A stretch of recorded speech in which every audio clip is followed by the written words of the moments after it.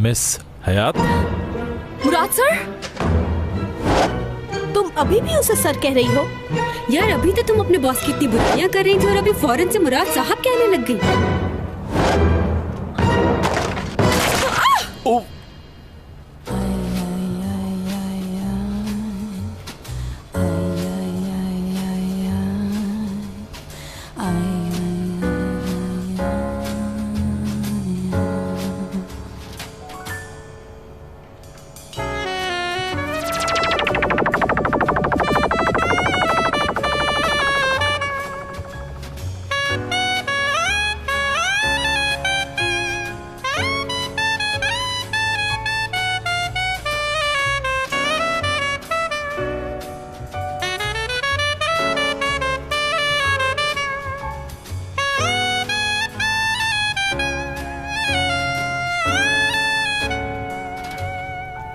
आप जब भी गिरती हैं तो मैं ही क्यों संभालता हूं?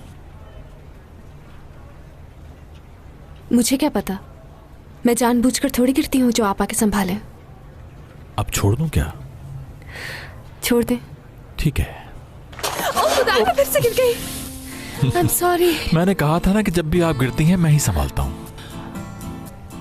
अब तो यह साबित भी हो गया है ना? आपने अचानक से छोड़ दिया तो मैं अपने आप को संभाल नहीं पाई, इसलिए मैं दोबारा गिर गई। कहिए क्या काम है सर? स्वॉट एनालाइजर। स्वॉट एनालाइजर?